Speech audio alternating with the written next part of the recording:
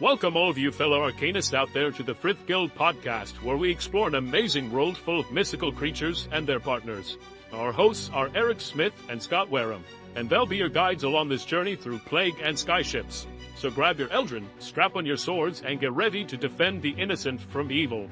Throughout this series, if you have not caught up to the chapters being discussed today, we urge you to hit the pause button, grab your copy of this wonderful book, and catch up. We'll be here when you get back. After leaving the Capera Labyrinth, Volke and Adelgis worked across the sand-covered city undetected, relieved that Captain Devlin's aura didn't cause any damage, but surprised that it isn't still running and that the others left them behind.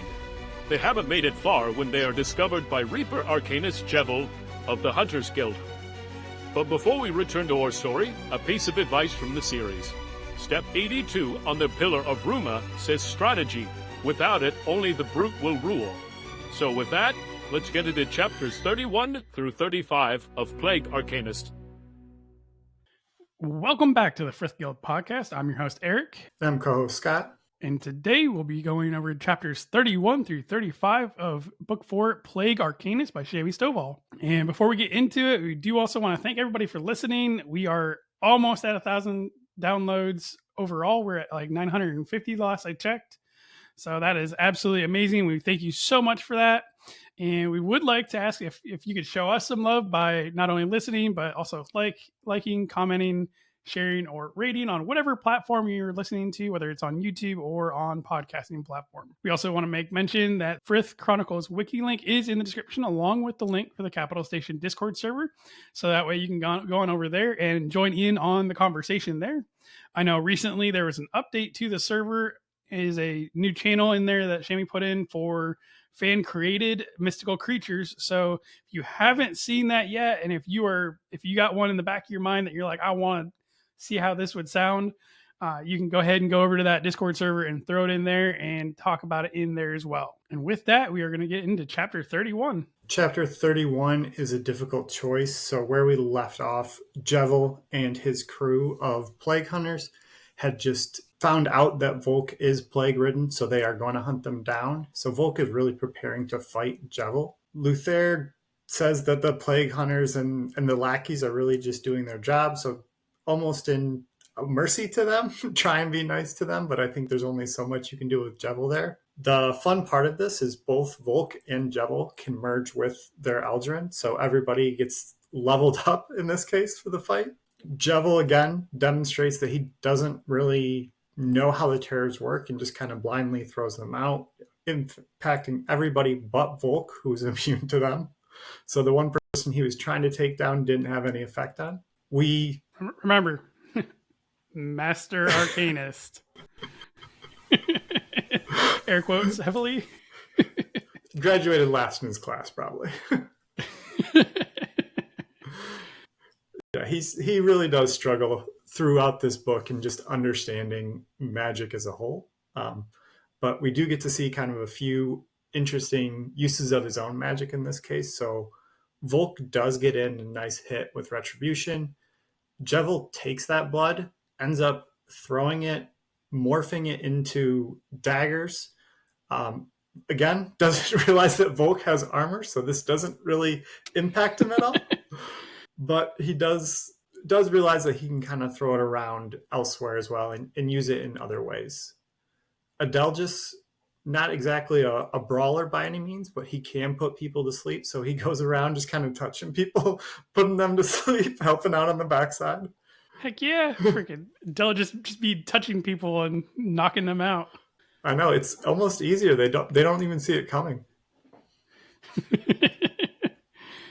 Volke does end up getting a hit in on one of the lackeys, and one of the things that he notices is, in this case, where it's not an Arcanist that he's fighting, there is actually resistance against Retribution, so it seems like it has its superpower against magical items or magical beings. As they're fighting, Jevel does end up getting a few more hits in on Luther, but none of them actually get to Volke. But Volke is really worried that he's going to cut through the armor at some point. So he does unmerge just so that they are safe and that Luther doesn't get infected with the plague.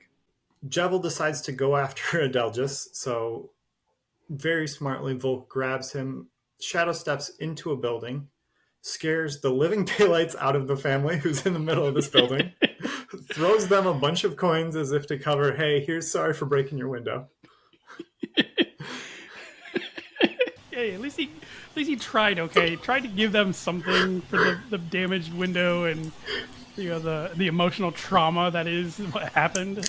Yes, it's funny, and I think it's great because he then stays in the room with the family to almost prepare for Jevel coming to get him. So he breaks out his pistol, and as soon as someone steps through the door, he shoots at him, but realizes it's not Jevel, it's not even an Arcanist, so the special magic with the bullets isn't going to have any extra impact. Instead, Jevel ends up jumping in through the window, slashing at Volk. Volk is able to almost fight off with shadows instead of with his sword, grab the scythe, move it around. As they're tumbling about, someone bumps into Jevel, not Adelgis this time. And suddenly Jevel is being played as a puppet, says that he's going to go the other way, and kind of waltzes off and leaves the area. So we do discover that this is Karna at work with her doppelganger magic. So she's much better at really playing the villains. So Jevel is a very easy personality to take on. They do have to hurry. So Devlin had to stop the aura because bounty hunters were coming to the ship. So they don't have the coverage of the sandstorm anymore. So they race back to the ship. They end up going to Jose's cabin where they meet up with Fane. And Adelgis and Jose have also returned with a bunch of extra books, including one that has a chain attached, meaning that they stole it from the restricted area in the library. Cue Harry Potter music. Tisk tisk. I know. And Adelgis's thought is they can't use the Kepra magic, but they can make a trinket out of the Kepra, which would likely cure the plague. Volk does say no to this, and good for Volk. True to character here, like there's no deviation on it. Volk is adamant about not wanting to basically make an entire mystical creature, like a type of mystical creature, go extinct because of this. And Jose does kind of mention, if we just use the pink sand for soul, maybe it'll take longer for them to to come back together. But maybe they could at some point. And I think Volk does make the solid decision of just flat out saying no. I'd rather not be cured and have a temporary fix to the problem than to completely kill off pretty much all of the Kepras. Yeah, he realizes he is not as important as the 5 Kepra that are remaining, 6 Kepra that are remaining.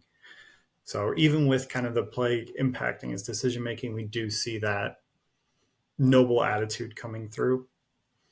The other thing that Adelgis was able to pick up on is based on the letters that they got from Thiessen, he is likely heading to what's known as the excavation site, and he likely already has a cure for the plague. So they would just need to get the cure from him and then apply it. And with that, our whirlwind of an adventure of a chapter comes to an end. Just still imagining Volk standing in the middle of these people's house, just being like, I don't really know how much this is, but here you go. Sorry. Hope I didn't ruin your dinner. It is one of the best scenes throughout the book is just him obviously feeling so bad for breaking into a family's house.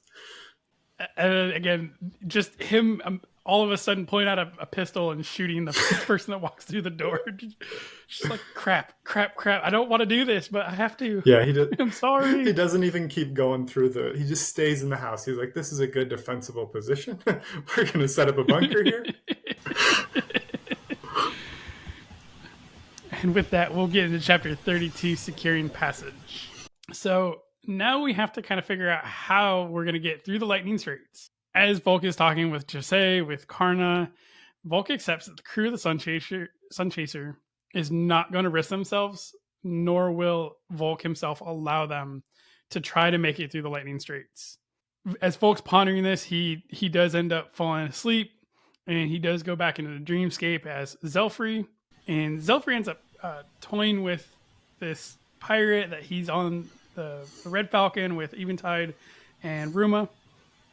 And he's just toying with this pirate, like giving him pointers on how, swordplay, and like, oh, maybe you should tighten your grip, or maybe you should have a better stance, or this, that, and the other. Like, are you not trying to kill him, or are you just what are we doing here? Forever the teacher, just right. So Zelfrey's just playing with him, and at the end of the lesson, Zelfrey teaches him one last and shoves him over the overboard of the ship. So he's off the ship now. There comes up another ship alongside them, about to give him a volley of cannon fire, and Eventide puts up the barrier around the Red Falcon to protect it. And then she's just like, you know what? I think we're gonna just ram into it. And she very cleverly uses her barrier to ram into the other ship too. And I really gotta say that I love these ocean battles that are included, because again, we see all the fun stuff that happens with the, in the tournament, in the second and the third book. We got all these one-on-one battles, and then we get this awesome ocean battle with ships involved, not just cannon volleys. And we get a little bit more one-on-one on the ship, and more of those swashbuckling tales and aspects of the series that Shammy did create with it. So like I said, I really love it. And so Eventide is trying to find who is smuggling Kieran's. And the one advantage they have is Zelfrey, with his mimic magic, can sense mystical creatures, so he doesn't sense a Kieran. So it is one way that they are able to narrow down, like, yes, this pirate ship is smuggling, or no, this pirate ship isn't smuggling Kieran. Probably smuggling something else, but not Kieran. And then his dream kind of fast forwards, and I always, whenever these happen, I always think of like Wayne's World.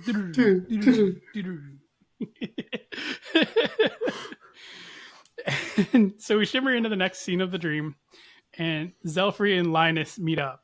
And Linus is now a Manticore Arcanist, and he is very proud of this, which, kudos to Linus. He wanted to become an Arcanist. He's an Arcanist now. He's a super strong Arcanist, because we know how Manticores are. And Zelfrey convinces Linus to actually create a mutiny and overthrow Captain Redbeard, which, from the sounds of it, probably wasn't the worst of things to have happen anyways. Yeah, Redbeard doesn't seem like a upstanding citizen.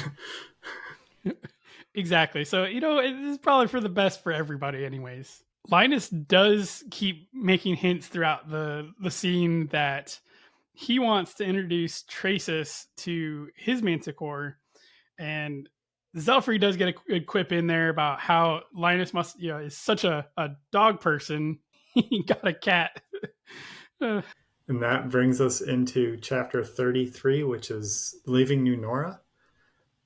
Luther, again, we get some pride moments from there. He's proud of Volke and how he handled the situation.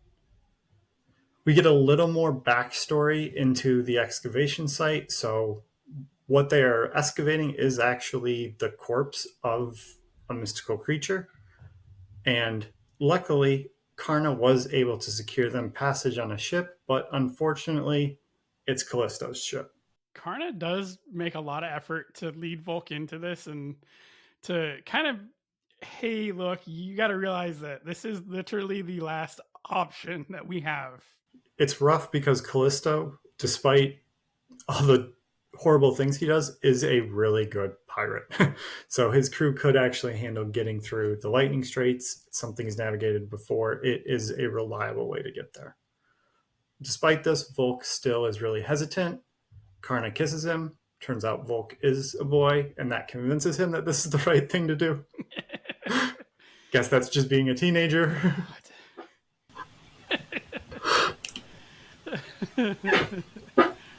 She's probably like, dang it, I should have done this more often to settle arguments. She didn't realize it was that easy. She should just give him a kiss. So this is a huge challenge for Volke.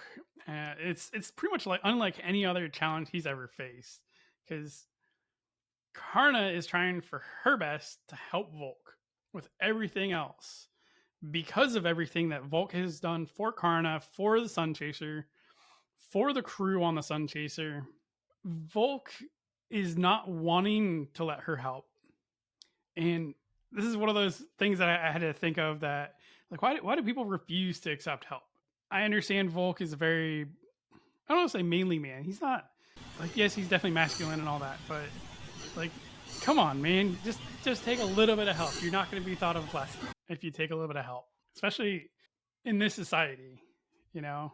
And it's tough because Karna really is coming from a place where she genuinely wants to help him.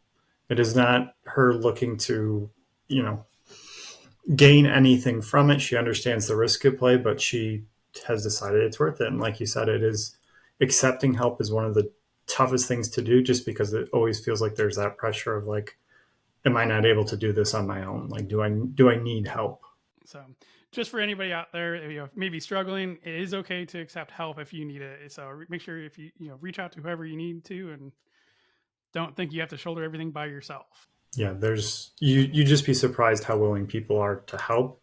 People want to see others succeed and have good things happen. So they're often willing to do what they can to help make that happen.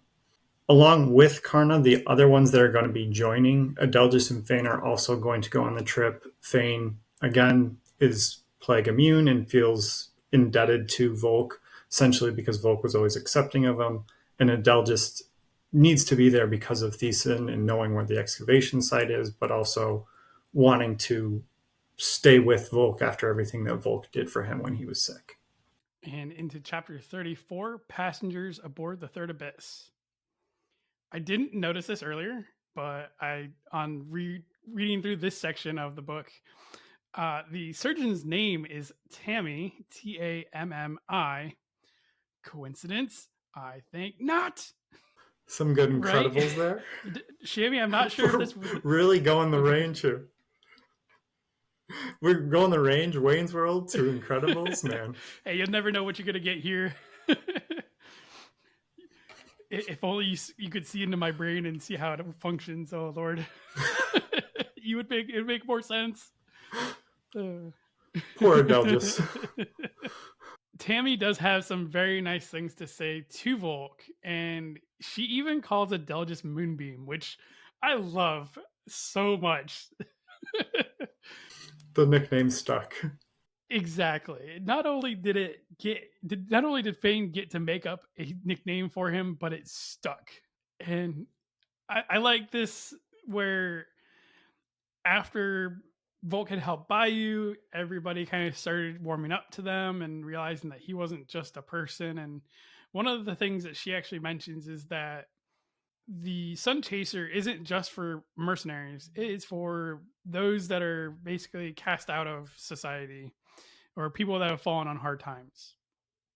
And this is exactly what what happened with Volk. So it's very fitting. And I think once she realized that as well, I'm sure the realization was a lot better. And she also asked him to make sure he keeps to look away from her, to have direct eye contact still. So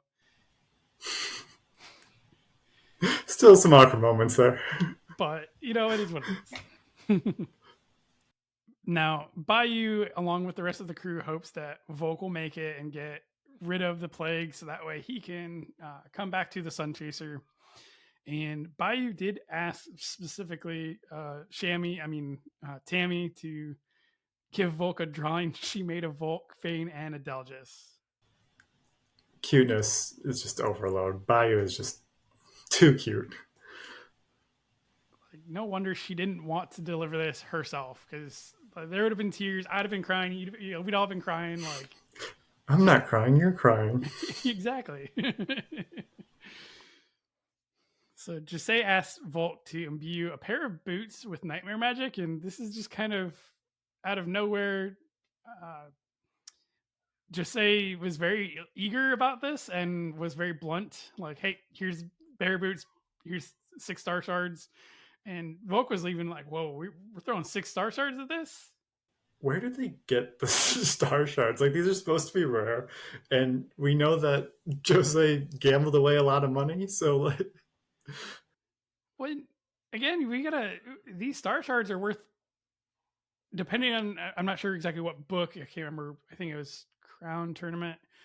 They're worth 1,000 gold or whatever the currency is. They are expensive. So That's some these money. aren't just, unless they have really good luck because they're in the air on the airship, that star shards happen to like fall into the airship commonly. But we digress. So Volk realizes that he's going to use 3 star shards a piece for these boots because they are 2 individual items, not 1. And as soon as Volk finishes imbuing these, Jose is like, "Oh yeah, okay, this will allow you to basically walk through the void just like a nightmare would." And he didn't even use his parchment, which is amazing. I don't know if it was just him knowing how things work and being so well versed in imbuing, and that may be it, that he could just know exactly what the effects are going to be. But that's still pretty awesome. So we start our sullen trudge to the third abyss, and Adelgis or Moonbeam even suggests that we just keep our heads down, lay low. Let's not start any fights.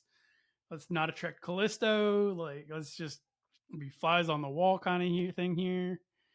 And as soon as they get on deck of the ship, Spider recognizes Volk immediately, along with Adelgis, and she's like, "Well, where's Fane at? He must be invisible. He's being a coward." Volk realized that Karna has already been on the ship, and basically Spider told him, "Look, you're here for the ride, and that's it. Don't do anything else." Volk asked where Karna was, and unfortunately, she explains that Karna is with Callisto at the moment, making sure their payment is good for the passage to through the lightning straits.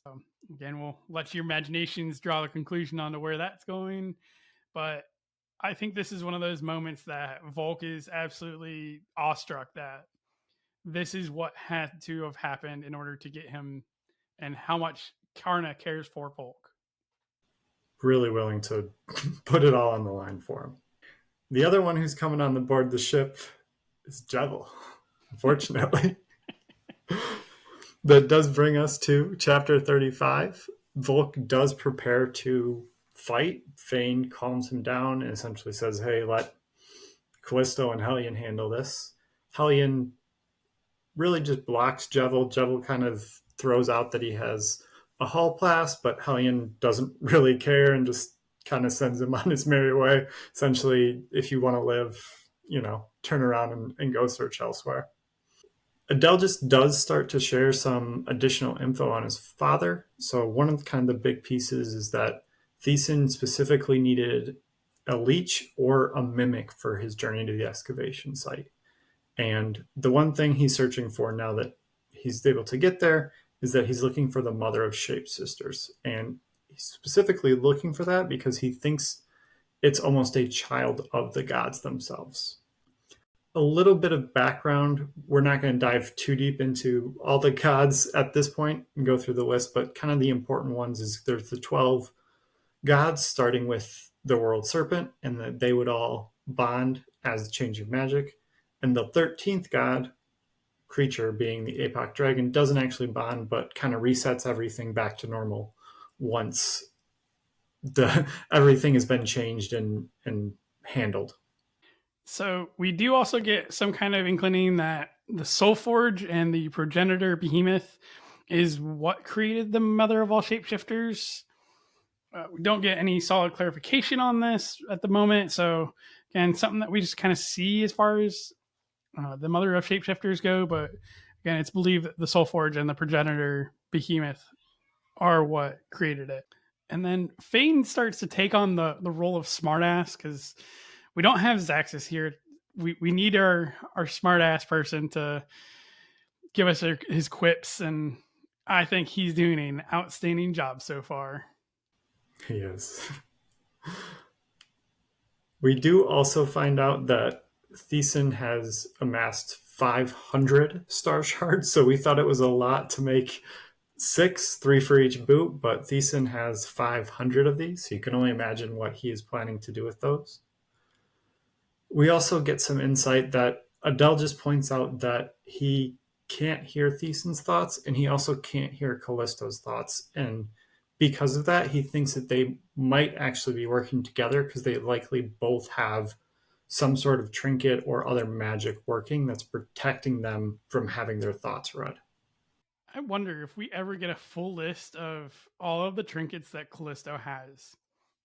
Because we already know that he has the unicorn horn for poisons. He's probably got this trinket from Thesan, at least. Like, how many trinkets does this guy have? A lot, because it's implied that his coat is a trinket of some sort because it essentially acts as armor. So it pretty much seems like every piece of jewelry or clothing on him is probably some sort of imbued magic. Dude's trying to stack as many buffs on as he can. Shoot. He really is. He said, "These are my special speedy underwear." All right. And with that, that ends chapter 35 for us this week.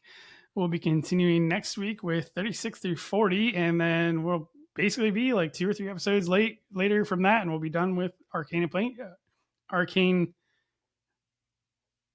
Arcanist. Oh my gosh. Flip that and reverse it. We do want to thank everybody for listening, and we want to make mention that Time Marked Warlock will be out for ebook and audiobook on the same date on August 20th. That'll be about 3 weeks from the episode that this episode airs, so be on the lookout for it for those that enjoy Shammy Stovall's works. I know, as being part of the advanced reader's copy, the book is amazing. Obviously, won't say anything until it's released. But Shammy has gotten many a glowing review so far. We are all excited, I'm sure, to have that released, and I'm excited to see how well it does, being part of that team. So is there anything else you want to add in, Scott? No, I'm just excited for her to come out with more and more series, like being a part of it as well, reading through it. It's extremely good if you're a fan of kind of the magic mystery type of deal. Jim Butcher, any of his works, it's very much along a similar line. If you looking for something else along with Shammy's works, the Nexus Games is a great literary RPG series. I know she's got like the Star Mark. She's got a couple other series as well. But with that, I think we'll end this week's episode, and we'll catch you guys next week. Eric, Scott, and I want to thank everyone for listening today. We post a new episode every Wednesday morning at 11 Eastern, 10 Central, and 8 Pacific Standard Time. We are on all podcasting platforms and are also on YouTube as well for video. After the additional episode airs, we post chapter-by-chapter videos every day in a smaller, easier-to-digest format. We do want to give a special shout-out to the final member of our team, Dan Mackison, one of the admins for the Frith Chronicles Wiki, link listed below, and doing his best to keep everything running smoothly behind the scenes. If you want to reach out to us, you can email us at frithguildpod@gmail.com or on Facebook or any other social media by searching for Frith Guild Podcast. Just to remind everybody, we have links to everything in the description below on both the podcast and YouTube. My mouse died, and then I'm charging it right now, and then it disconnected. Oh no. Gotta go back to